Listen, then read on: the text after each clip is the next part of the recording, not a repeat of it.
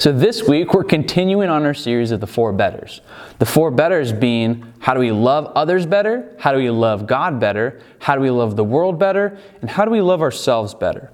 And last week, Kristen kind of touched on how to love others around us well. How do we love them better? In what ways are we doing that? In what ways can we improve? All that jazz. But I'm going to take it a step further and not just cover like loving others well, but covering one specific thing that is crucial in loving others better.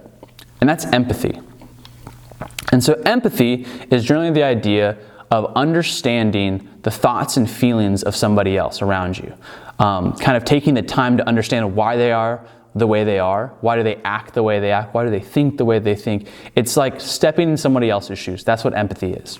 So I want you guys to take a second and think about your friends and your family, those that are closest to you in your life. Now, these people we generally have some form of a bond with, right? And I want you to think about, why do you love these people? So, for instance, do you love them because you guys have the same interests, like you like to do the same stuff, like the same food, like the same music? Maybe it's like a proximity thing, like, hey, we just happen to be in the same class and now we became buddies, or we're on the same sports team or whatever. Maybe you love them just because you're their family and you have to love family. What is the reason why you are so connected with them? Why do you care about them? Is it maybe because they make you feel good? You know, you like being around them, they make you laugh, they make you happy, they say nice things to you. What are those reasons that you find that connection with someone? And so, generally the things I just mentioned tend to be the things that draw us to people. That's like the introduction, right? Hey, you like football, I like football, sweet, let's be friends. Generally that kind of love that's the starter, that's the introduction, and that's how the connection starts. But it's a type of love that's easy, it's good, it's fun, you're happy, you're laughing, all those good things associated with that. That's the kind of love that we all want, right? It's easy, it doesn't take a lot of work because I like the same things as you do, and that's easy to, find connection with. But that's all good and well, and it's what starts to grow that relationship. But I want you to think about, in those moments with these people, your friends and family, what happens when you get in a disagreement with them? What happens when this person says something that really hurts you? They say something really mean to you. What about when something bad happens to them, like some sort of tragedy happens in their life, or even in your life? But what about when something doesn't go as planned and something doesn't go well in their life? What then? So this is the space where empathy kind of flows in, because in those moments when things get hard, when things stop being easy and happy and fun, in every relationship at some point, things aren't always going to be perfect, right? And so in those moments, how do we react? How do we respond? Empathy is the way we find deeper connection and understanding with others. Empathy is described as understanding the feelings and actions of somebody else. So being like, hey, you did this, you said this, and I understand why and how you feel that way. That's what empathy looks like.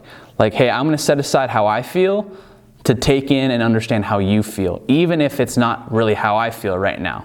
Let me give you an example. So when I was in college, I had a friend, and his mom was going through a really rough time, and she wasn't doing well. She got really, really, really sick. I remember in this moment where my friend just really needed somebody to be beside him. He didn't need somebody to say like, hey, it's going to be all right. Hey, this is all in God's plan. Hey, don't be sad. It's okay. Be happy. Like, those are the things that he didn't need to hear in that moment. And what he needed to hear was just silence. Was just a friend sitting beside him and going through the pain with him. Feeling all the feelings that he was taking on himself. The sadness, the anguish, the pain. Someone just to be there next to him and sit there with him in that moment. And that's what empathy looks like in our lives. And here's what Paul had to say about that in Romans. This is what he said. Rejoice with those who rejoice and weep with those who weep. And then later in Corinthians, he also says this. If one member suffers, all suffer together. If one member is honored, all rejoice together. So what Paul's saying is, like, when we are with our friends, when we are with others, hey, get stoked when something good happens to a friend. When they win the ball game, when they have some sweet achievement, be there right beside them, getting as excited and happy for them as if it was yourself. And the same thing goes for the flip side. When a friend is going through some tough times, if a family member were to pass away, or they're injured, or something bad's going on in their life, be there for them. Be there to sit beside them and walk through the pain with them. And that's what Paul's saying, is like, just as Jesus called us to love our neighbors as ourselves, that's what Paul's saying here too. You know, they're your friends. Sit there with them. Feel those emotions. Understand what they're going through. And that's where empathy takes our relationships and our connections with other people even deeper. And like I said, with my friend who was going through that tough time when his mom got sick, you know, I could have said a whole bunch of words to try to make him feel better, but I knew that's not what he needed to hear. I knew that, like, when I went through tough times, when I was in those situations, that's not what I wanted to hear.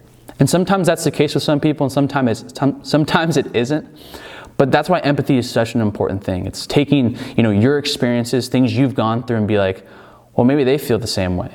Maybe they're also going through the same pain that I've gone through. And that's why empathy is so important to growing and understanding those people in your lives. And so empathy isn't always the easiest thing to practice. In my opinion, it's not something that really comes natural to a lot of us because it's hard. It's hard to get outside of our own heads and think about how they're feeling when I say these words, or how they're feeling in this situation, because it might not be the same way that I feel. But that's okay. That's why God made us different. That's why God made us unique and individuals. But that's why also empathy is important, because we're an individual, we're different from other people. But differences can be good. And that's why empathy is important in our relationships. But I do believe as we grow in our relationship with God, so does our ability to feel empathy, to understand people. One thing I need you guys to realize is that your experiences and your viewpoints aren't the only ones out there. And that's okay. You know, other people have different life experiences. Other people were raised differently. You know, they've had other things happen in their lives, and that's great. Like I said, our differences are what makes us great.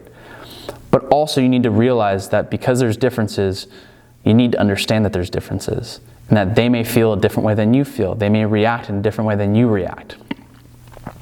And so how can you connect with someone different than you if you don't understand them?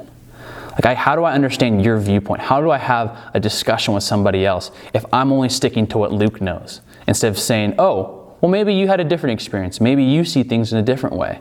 Trust me, empathy helps a lot in arguments. It's like trying to build a Lego set. When you don't use empathy in your life, it's like trying to build a Lego set without instructions. When you don't use empathy in relationships, it's the same exact way. Because just like when you build a Lego set, yeah, sure, you could look at the picture and go, okay, yeah, I kind of see how that goes. And you can try to like put those parts together, but it's probably not going to end up looking the way you want it to. But when we use those instructions, aka empathy, it makes it a lot easier. It makes it more direct. You have everything there right in front of you to put it all together, to put all the pieces together. And so like I said, empathy is not always the easiest, but it's super doable. But you need to be aware that it's something that we need to practice as Christians and as friends, because you really will see your relationships grow when you stop, take a second, and say, hey, you know, maybe this isn't all about me. Maybe I need to hear what they're hearing. Maybe I need to feel what they're feeling. Empathy is going to grow your relationships. It's going to grow your connections. Let empathy be your guide to loving others better. Let it be your guide to creating deeper connections with those around you. Thanks for listening.